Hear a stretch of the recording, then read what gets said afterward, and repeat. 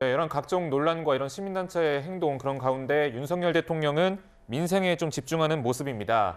최근에는 이제 은행권을 향해서 공공재의 역할을 할 수 있도록 특단의 대책을 마련해달라라고 요구를 했는데 서정욱 변호사님, 이번에는 이동통신사의 과점 문제를 지적했습니다.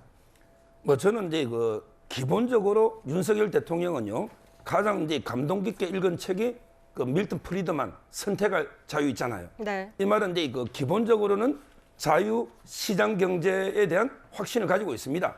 그러나 문제는 이제 경우에 따라 시장의 실패가 있을 수 있는 거예요.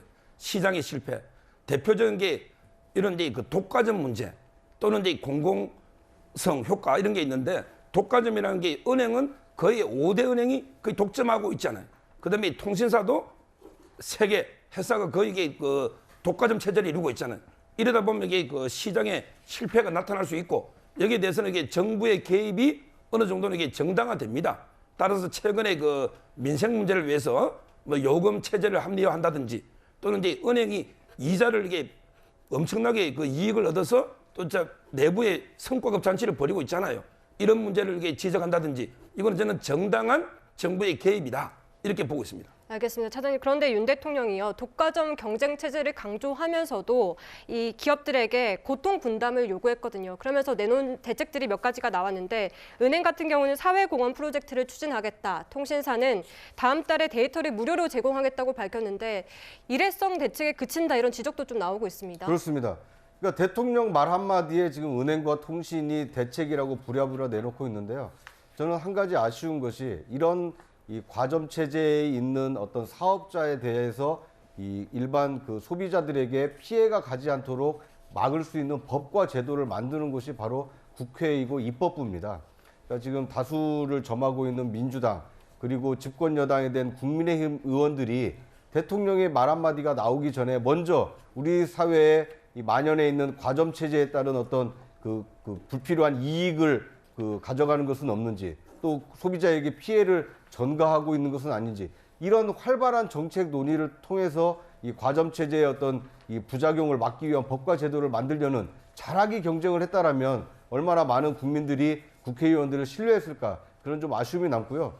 이번 대통령의 말 한마디에 지금 은행권과 이 통신사들이 혜택을 내놨는데, 이것은 일회성으로 그치지 않도록 하려면 대통령이 계속해서 언급할 수는 없는 거 아닙니까? 결국 입법부인 국회에서 어떻게 하면 법과 제도로 이것을 규제할 수 있을 것인가. 그러니까 불필요한 규제가 아니라 소비자에게 과도한 부담을 전가시키는 것을 어떻게 법과 제도로 막을 것인가. 합리적인 대안을 마련하는 여야의 어떤 상생, 토론, 정책 토론을 좀 기대해 봅니다. 네, 지금 윤석열 대통령이 여러 가지 민생 그런 이슈에 집중을 하고 있는데, 이 정부와 여당이 또 한 가지 민생 이슈에 집중하는 것이 있습니다. 바로 항공사 마일리지 뉴스가 아닐까 싶은데요. 대한항공의 마일리지 제도를 개편안을 두고 여러 비판을 많이 만들었습니다. 관련해서 그래픽을 한번 보여드리면, 지금 현재 LA와 뉴욕은 원래 당초에는 북미 지역으로 같이 묶여 있었기 때문에 마일리지가 동등하게 묶여 있습니다. 그런데 보시다시피 LA는 우리나라에서 가까운 편이고 뉴욕은 먼 편인데, 이렇게 운행 거리에 따라서 마일리지 차등을 두게 이렇게 개편이 되었거든요. 이거에 대해서 정부와 여당이 다시 한번 손을 봐야겠다라고 요구하고 있는데, 김광수 소장께서는 어떻게 보시나요? 지금 마일리지도 그렇고 여러 가지 문제점들이 지금 왜 이 상황에서 접근이 되는지, 저는 그 부분이 지금 이 정부의 어떤 개혁의 진정성을 조금 의심하게 하는 그런 요소라고 생각을 해요. 처음에 시작할 때 작년 연말이죠.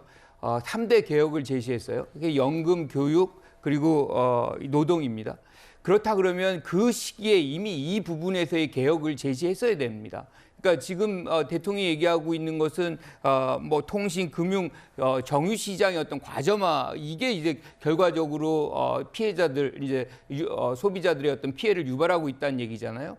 그러면 이 부분부터 근본적으로 해결을 하는 접근을 해야지, 지금 마일리지 어떻게 좀 바꾸는 방향으로 한다, 아니면 고통 분담의 차원에서 얼마를 사회 기여로 내달라, 저는 이거는 또다시 같은 어떤 문제점들을 반복시키는 그런 조치일 뿐이지 근본적인 어떤 문제점의 해소가 아니다라고 생각을 해요. 그래서 이 차원에서 이렇게 접근을 한다면 아예 차라리 진짜 과점 체제를 무너뜨릴 수 있는 제도 개혁에 나선다면 아마 저는 뭐 야당이 적극적으로 찬성하지 않을까 이렇게 생각합니다. 알겠습니다. 지금까지 대통령실이 내놓은 국정 운영 방향까지 짚어봤습니다.